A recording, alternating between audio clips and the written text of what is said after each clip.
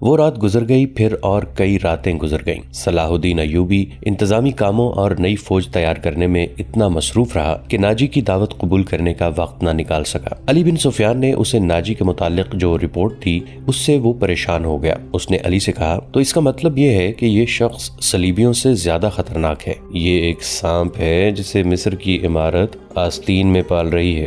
علی بن سفیان نے ناجی کی تخریب کاری کی تفصیل سنائی کہ اس نے کس طرح کس بڑے آدمی کو اپنے ہاتھ میں لیا اور انتظامیہ میں منمانی کرتا رہا۔ پھر کہا، اور جس سوڈانی سپاہ کا وہ سالار ہے وہ ہماری بجائے اس کی وفادار ہے، کیا آپ اس کا کوئی علاج سوچ سکتے ہیں؟ صرف سوچ ہی نہیں سکتا، صلاح الدین ایوبی نے جواب دیا، علاج شروع کر چکا ہوں۔ مصر سے جو سپاہ بھرتی کی جا رہی ہے اسے میں سوڈانی محافظوں میں گڑمٹ کر دوں گا، پھر یہ فوج سوڈانی ہوگی نہ مصری۔ ناجی کی یہ طاقت بکھر کر ہماری فوج میں جذب ہو جائے گی۔ ناجی کو میں اس کے صحیح ٹھکانے پر لے آؤں گا، اور میں یہ بھی وثوق سے کہہ سکتا ہوں کہ اس نے صلیبیوں کے ساتھ بھی گٹھ جوڑ کر رکھا ہے۔ علی بن سفیان نے کہا، آپ سلطنت اسلامیہ کو ایک مضبوط مرکز پر لا کر اسلام کو وسعت دینا چاہتے ہیں، مگر ناجی آپ کے خواب کو دیوانے کا خواب کہہ رہا ہے۔ تم اس سلسلے میں کیا کر رہے ہو؟ یہ مجھ پہ چھوڑیں۔ علی بن سفیان نے کہا، میں جو کچھ کروں گا وہ آپ کو ساتھ ساتھ بتاتا رہوں گا، آپ مطمئن رہیں۔ میں نے اس کے گرد جاسوسوں کی ایسی دیوار چن دی ہے جس کی آنکھیں بھی ہیں اور کان بھی ہیں، اور یہ دیوار متحرک ہے۔ یوں سمجھ لیں میں نے اسے اپنے جاسوسی کے قلعے میں قید کر لیا ہے۔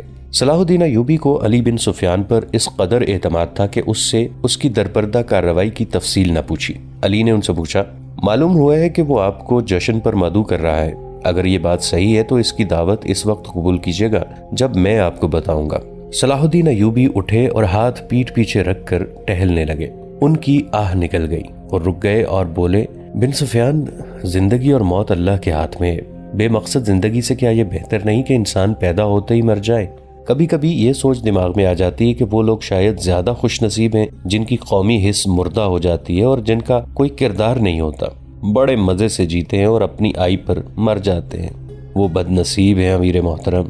علی نے کہا، ہاں بن سفیان۔ صلاح الدین ایوبی نے کہا، میں جب انہیں خوش نصیب کہتا ہوں تو یہی بات معلوم نہیں کون میرے کان میں کہہ دیتا ہے جو تم نے کہی ہے، مگر سوچتا ہوں کہ ہم نے تاریخ کا دھارا اس موڑ پر نہ بدلا تو ملت اسلامیہ بکھر کر وادیوں، جنگلوں اور صحراؤں میں کھو جائے گی۔ ملت کی خلافت 3 حصوں میں بٹ گئی ہے، امیر منمانی کر رہے ہیں اور صلیبیوں کے اعلی کار بنتے جا رہے ہیں۔ مجھے یہ ڈر بھی محسوس ہونے لگا ہے کہ مسلمان اگر زندہ رہے تو وہ ہمیشہ صلیبیوں کے غلام اور اعلی کار بنے رہیں گے۔ وہ اسی پہ خوش رہیں گے کہ زندہ ہیں، مگر قوم کی حیثیت سے وہ مردہ ہوں گے۔ ذرا نقشہ دیکھو علی، آدھی صدی میں دیکھو ہماری سلطنت کا نقشہ کتنا سکڑ گیا ہے۔ وہ خاموش ہو گیا، سر جھکا کر ٹہلنے لگا، پھر رک گیا اور سر کو جھٹک کر علی بن سفیان کو دیکھا۔ صلاح الدین ایوبی نے کہا، جب تباہی اپنے اندر سے اٹھے تو اسے روکنا محال ہو جاتا ہے۔ اگر ہماری خلافت اور عمارتوں کا یہی حال رہا تو صلیبیوں کو ہم پہ حملہ کرنے کی ضرورت پیش نہیں آئے گی۔ وہ آگ جس میں ہم اپنا ایمان، اپنا کردار اور اپنی قومیت جلا رہے ہیں، اس میں صلیبی آہستہ آہستہ تیل ڈالتے رہیں گے۔ ان کی سازشیں ہمیں آپس میں لڑاتی رہیں گی۔ میں شاید اپنا عزم پورا نہ کر سکوں، میں شاید صلیبیوں سے شکست بھی کھا جاؤں، لیکن میں قوم کے نام ایک وصیت چھوڑنا چاہتا ہوں۔ وہ یہ ہے کہ کسی غیر مسلم پر کبھی بھروسہ نہ کرنا، ان کے خلاف لڑنا ہے تو لڑ کر مر جانا، کسی غیر مسلم کے ساتھ کبھی سمجھوتا اور کوئی معاہدہ نہ کرنا۔ آپ کا لہجہ بتا رہا ہے جیسے آپ اپنے عزم سے مایوس ہو گئے ہیں۔ علی بن سفیان نے کہا، مایوس نہیں۔ صلاح الدین ایوبی نے کہا، جذباتی۔ علی، میرا ایک حکم متعلقہ شعبے تک پہنچا دو، بھرتی تیز کر دو اور کوشش کرو کہ فوج کے لیے زیادہ سے زیادہ ایسے آدمی رکھو جو جنگ کا تجربہ حاصل کر چکے ہوں۔ ہمارے پاس اتنی لمبی تربیت کا وقت نہیں۔ بھرتی ہونے والوں کا مسلمان ہونا لازمی قرار دے دو، اور تم اپنے لیے ذہن نشین کر لو کہ ایسے جاسوسوں کا ایک دستہ تیار کرو جو دشمن کے علاقے میں جا کر جاسوسی بھی کریں اور شب خون بھی ماریں۔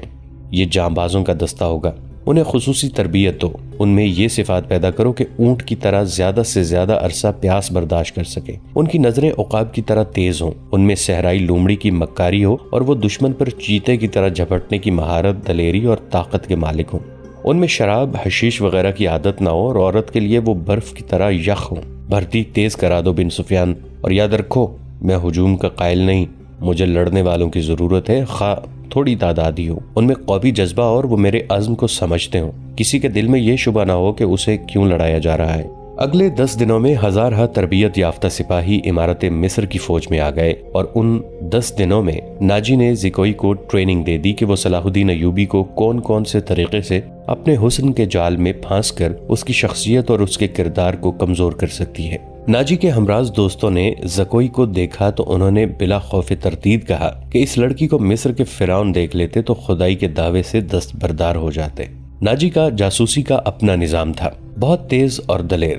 وہ معلوم کر چکا تھا کہ علی بن سفیان صلاح الدین ایوبی کا خصوصی مشیر ہے اور عرب کا مانا ہوا سراغ رساں۔ اس نے علی کے پیچھے اپنے جاسوس چھوڑ دیے تھے اور اس نے علی کو قتل کر دینے کا منصوبہ بھی بنا لیا تھا۔ زکوئی کو ناجی نے صلاح الدین ایوبی کو اپنے دام میں پھانسنے کے لیے تیار کیا، لیکن وہ محسوس نہ کر سکا کہ مراکش کی رہنے والی یہ لڑکی اس کے اپنے اعصاب پر سوار ہو گئی ہے۔ وہ صرف شکل و صورت کی ہی دلکش نہیں تھی، اس کی باتوں میں ایسا جادو تھا کہ ناجی اسے پاس بٹھا کر اس کے ساتھ باتیں ہی کرتا رہتا۔ اس نے ان 2 ناچنے گانے والیوں سے نگاہیں پھیر لی تھیں جو اس کی منظور نظر تھیں۔ 3-4 راتوں سے اس نے ان لڑکیوں کو اپنے کمرے میں نہیں بلایا تھا۔ ناجی سونے کے انڈے دینے والی مرغی تھی جو ان کے قبضے سے نکل کر زکوئی کی آغوش میں انڈے دینے لگی تھی۔ انہوں نے زکوئی کو راستے سے ہٹانے کی ترکیبیں شروع کر دیں۔ وہ آخر اس نتیجے پر پہنچی کہ اسے قتل کرا دیا جائے، مگر اسے قتل کرانا ممکن نظر نہیں آتا تھا کیونکہ ناجی نے اسے جو کمرہ دے رکھا تھا اس پر 2 محافظوں کا پہرا رہتا تھا۔ اس کے علاوہ یہ دونوں لڑکیاں اس مکان سے بلا اجازت باہر نہیں جا سکتی تھیں جو ناجی نے انہیں دے رکھا تھا۔ انہوں نے حرم کی خادمہ خاتون میں سے ایک کو اعتماد میں لینا شروع کر دیا۔ وہ اس کے ہاتھوں زکوئی کو زہر دینا چاہتی تھیں۔ علی بن سفیان نے صلاح الدین ایوبی کا محافظ دستہ بدل دیا۔ یہ سب امیر مصر وائسرائے کے پرانے باڈی گارڈز تھے۔ ان کی جگہ اس نے ان سپاہیوں میں سے باڈی گارڈز کا دستہ تیار کیا جو نئی بھرتی میں آئے تھے۔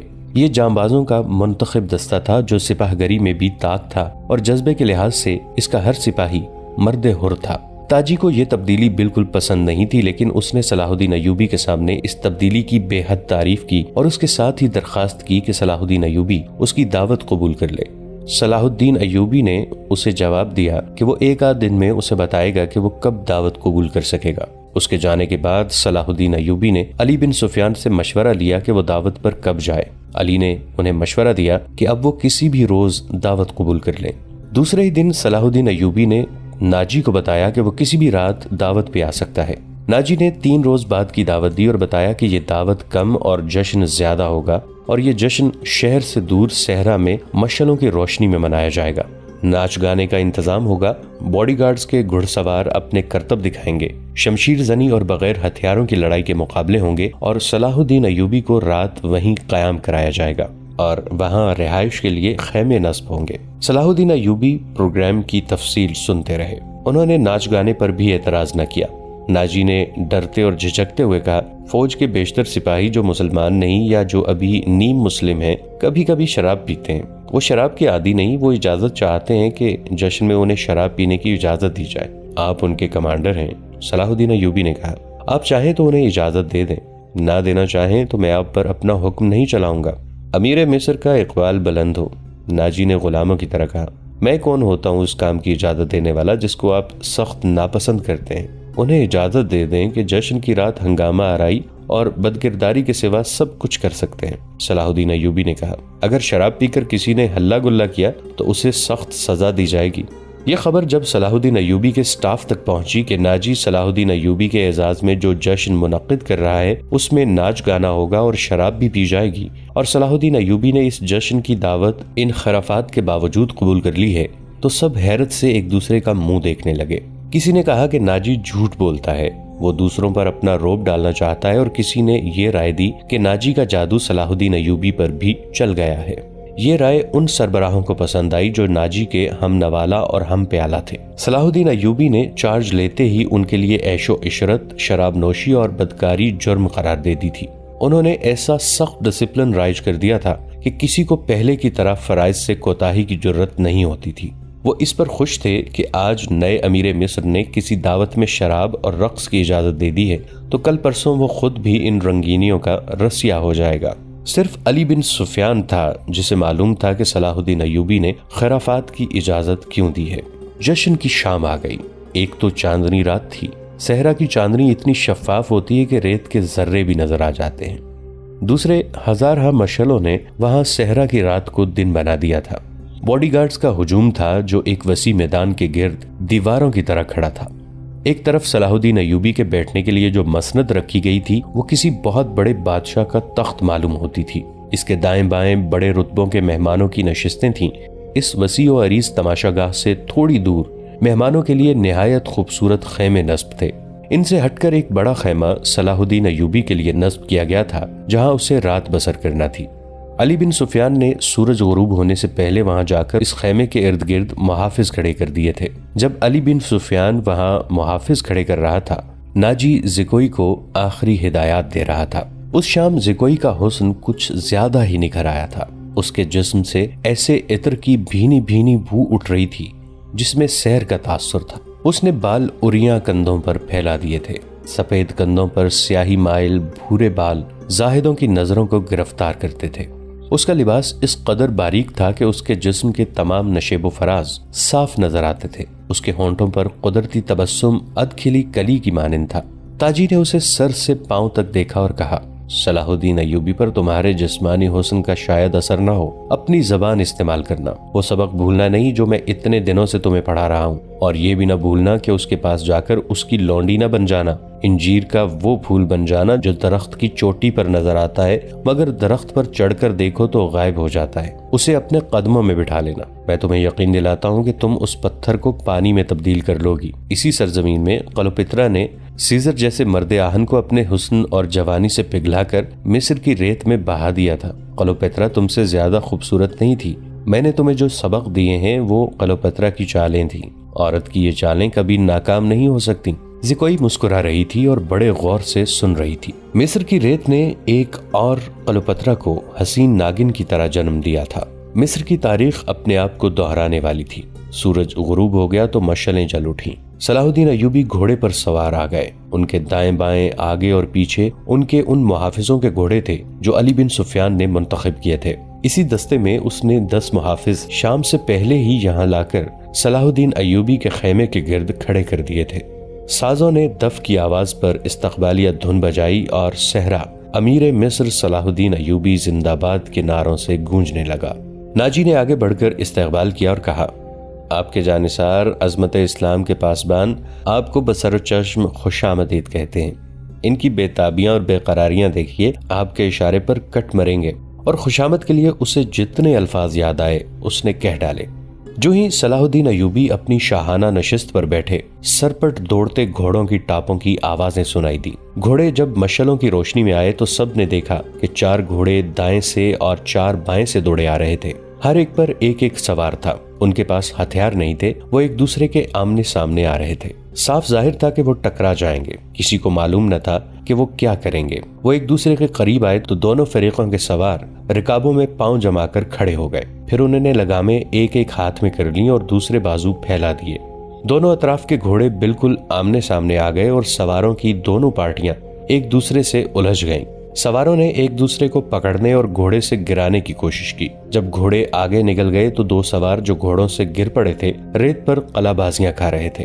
ایک طرف کے ایک سوار نے دوسری طرف کے ایک سوار کو ایک بازو میں جکڑ کر اسے گھوڑے سے اٹھا دیا تھا اور اسے اپنے گھوڑے پر ڈال کر لے جا رہا تھا۔ ہجوم نے اس قدر شور برپا کیا کہ اپنی آواز اپنے آپ کو بھی نہیں سنائی دیتی تھی۔ یہ سوار اندھیرے میں غائب ہوئے تو دونوں طرف سے 4 اور گھوڑے آئے اور اسی طرح مقابلہ ہوا۔ اس طرح 8 مقابلے ہوئے اور اس کے بعد شتر سوار آئے۔ پھر گھوڑا سواروں اور شتر سواروں نے سواری کے متعدد کرتب دکھائے۔ اس کے بعد تیغ زنی اور بغیر ہتھیاروں کی لڑائی کے مظاہرے ہوئے جن میں کئی ایک سپاہی زخمی ہو گئے۔ صلاح الدین ایوبی شجاعت اور بے خوفی کے ان مظاہروں اور مقابلوں میں جذب ہو کے رہ گئے تھے۔ انہیں ایسی ہی بہادر فوج کی ضرورت تھی۔ انہوں نے علی بن سفیان کے کان میں کہا، اگر اس فوج میں اسلامی جذبہ بھی ہو تو میں صرف اسی فوج سے صلیبیوں کو گھٹنوں میں بٹھا سکتا ہوں۔ علی بن سفیان نے وہی مشورہ دیا جو وہ پہلے بھی دے چکا تھا۔ اس نے کہا، اگر ناجی سے کمان لی جائے تو جذبہ بھی پیدا ہو جائے گا، مگر صلاح الدین ایوبی ناجی جیسے ذہین اور تجربہ کار سالار کو سبکدوش کرنے کی بجائے سدھار کر راہ حق پر لانا چاہتا تھا۔ وہ اس جشن میں اپنی آنکھوں سے یہی دیکھنے آئے تھے کہ یہ فوج کردار کے لحاظ سے کیسی ہے۔ انہیں ناجی کی اس درخواست سے ہی مایوسی ہو گئی تھی کہ اس کے سپاہی اور کمانڈر شراب پینا چاہتے ہیں اور ناچ گانا بھی ہوگا۔ صلاح الدین ایوبی نے اس کی درخواست اس وجہ سے منظور کی تھی کہ وہ دیکھنا چاہتے تھے کہ یہ لشکر کس حد تک عیش و عشرت میں ڈوبا ہوا ہے۔ بہادری، شاہ سواری اور تیغ زنی وغیرہ کے مظاہروں اور مقابلوں میں تو یہ فوج عسکری اور جنگی معیار پر پوری اترتی تھی، مگر کھانے کا وقت آیا تو یہ فوج بدتمیزوں، بلانوشوں اور ہنگامہ پرور لوگوں کا بے قابو ہجوم بن گئی۔ کھانے کا انتظام وسیع و عریض میدان میں کیا گیا تھا۔ ایک طرف فوج کے کم و بیش 2000 آدمیوں کے لیے کھانا لگایا گیا تھا اور ان سے ذرا دور صلاح الدین ایوبی اور دیگر بڑے مہمانوں کے کھانے کا انتظام تھا۔ سینکڑوں سالم دمبے اور بکرے، اونٹوں کی سالم رانیں، ہزاروں مرغ روسٹ کیے گئے تھے۔ دیگر لوازمات کا کوئی شمار نہ تھا اور سپاہیوں کے سامنے شراب کے چھوٹے چھوٹے مشکیزے اور سراہیاں رکھ دی گئی تھیں۔ سپاہی کھانے اور شراب پر ٹوٹ پڑے، غٹا غٹ شراب چڑھانے لگے اور مارکا آرائی ہونے لگی۔ صلاح الدین ایوبی یہ منظر دیکھ رہے تھے اور خاموش تھے۔ ان کے چہرے پر کوئی ایسا تاثر نہیں تھا جو یہ ظاہر کرتا کہ وہ کیا سوچ رہے ہیں۔ انہوں نے ناجی سے صرف اتنا پوچھا، 50,000 فوج میں سے آپ نے یہ سپاہی دعوت کے لیے کس طرح منتخب کیے تھے؟ کیا یہ آپ کے بدترین سپاہی ہیں؟ نہیں امیر مصر، ناجی نے غلامانہ لہجے میں جواب دیا، یہ 2000 عسکری میرے بہترین آدمی ہیں۔ آپ نے ان کے مظاہرے دیکھے ہیں، ان کی بہادری دیکھیے۔ میدان جنگ میں یہ جس جانبازی کا مظاہرہ کریں گے وہ آپ کو حیران کر دے گا۔ آپ ان کی بدتمیزی کو نہ دیکھیں، یہ آپ کے اشارے پر جانیں قربان کر دیں گے۔ میں کبھی کبھی انہیں کھلی چھٹی دے دیا کرتا ہوں تاکہ مرنے سے پہلے دنیائے رنگ و بو سے پورا لطف اٹھائیں۔ صلاح الدین ایوبی نے اس استدلال کے جواب میں کچھ بھی نہ کہا۔ ناجی جب دوسرے مہمانوں کی طرف متوجہ ہوا تو صلاح الدین ایوبی نے علی بن سفیان سے کہا، میں جو دیکھنا چاہتا تھا وہ دیکھ لیا ہے۔ یہ سوڈانی عسکری شراب اور ہنگامہ آرائی کے عادی ہیں۔ تم کہتے ہو کہ ان میں جذبہ نہیں ہے، میں دیکھ رہا ہوں کہ ان میں کردار بھی نہیں ہے۔ اس فوج کو اگر تم میدان جنگ میں لے گئے تو یہ لڑنے کی بجائے اپنی جان بچانے کی فکر کریں گے اور مال غنیمت لوٹیں گے، اور صرف یہی نہیں، یہ مفتوح کی عورتوں کے ساتھ وحشیانہ سلوک کریں گے۔ اس کا علاج یہ ہے، علی بن سفیان نے کہا، کہ آپ نے مختلف حلقوں سے جو فوج تیار کی ہے انہیں ناجی کے اس 50,000 سوڈانی لشکر میں مدغم کر دیا جائے۔ برے سپاہی اچھے سپاہیوں کے ساتھ مل جل کر اپنی عادتیں بدل دیا کرتے ہیں۔ صلاح الدین ایوبی مسکرایا اور علی سے کہا، تم یقیناً میرے دل کا راز جانتے ہو۔ میرا منصوبہ یہی ہے جو میں ابھی تمہیں نہیں بتانا چاہتا تھا، کسی سے اس کا ذکر نہ کرنا۔ علی بن سفیان میں یہی وصف تھا کہ دوسروں کے دلوں کے راز جان لیا کرتا تھا، اور یہ غیر معمولی طور پر ذہین تھا۔ وہ کچھ اور کہنے ہی لگا تھا کہ ان کے سامنے کئی اور مشعلیں روشن ہو گئیں۔ زمین پر بیش قیمت قالین بچھے ہوئے تھے۔ شہنائی اور سارنگ کا ایسا میٹھا اور پرسوز نغمہ ابھرا کہ مہمانوں پر سناٹا طاری ہو گیا۔ ایک طرف سے ناچنے والیوں کی قطار نمودار ہوئی۔ 20 لڑکیاں ایسے باریک اور نفیس لباس میں ملبوس چلی آ رہی تھیں جس میں ان کے جسموں کا انگ انگ نظر آ رہا تھا۔ ہر ایک کا لباس نہایت باریک چوغا سا تھا جو شانوں سے ٹخنوں تک لمبا تھا۔ ان کے بال کھلے ہوئے تھے اور اسی ریشم کا حصہ نظر آتے تھے جن کا انہوں نے لباس پہن رکھا تھا۔ صحرا کی ہلکی ہلکی ہوا سے اور لڑکیوں کی چال سے یہ ڈھیلا ڈھالا لباس ہلتا تو یوں لگتا تھا جیسے پھولدار پودوں کی ڈالیاں فضا میں تیرتی آ رہی ہوں۔ ہر ایک کے لباس کا رنگ جدا تھا، ہر ایک کی شکل و صورت ایک دوسرے سے مختلف تھی، لیکن حسن اور جسم کی لچک میں سب ایک جیسی تھی۔ ان کے مرمری بازوں اریاں تھے، وہ چلتی آ رہی تھیں لیکن قدم اٹھتے نظر نہیں آتے تھے۔ وہ ہوا کی لہروں کی مانند آ رہی تھیں۔ وہ نیم دائرے میں ہو کر رک گئیں۔ صلاح الدین ایوبی کی طرف منہ کر کے تعظیم کے لیے جھکیں۔ سب کے بال سرک کر شانوں پر آ گئے۔ سازندوں نے ان ریشمی بالوں اور جسموں کے جادو میں طلسم پیدا کر دیا۔ ناظرین، آج کی قسط میں اتنا ہی۔ آپ سے ملاقات ہوگی اسی ویڈیو کے تسلسل کے ساتھ نئی قسط میں۔ اگر آپ ہماری نئی آنے والی ویڈیو سے باخبر رہنا چاہتے ہیں تو ہمارے اس چینل کو سبسکرائب کر کے نیچے موجود بیل آئیکن کو ضرور کلک کیجیے گا۔ دعا ہے کہ اللہ رب العزت آپ کو اپنی حفظ و امان میں رکھے۔ ہمارا اور آپ کا اللہ نگہبان۔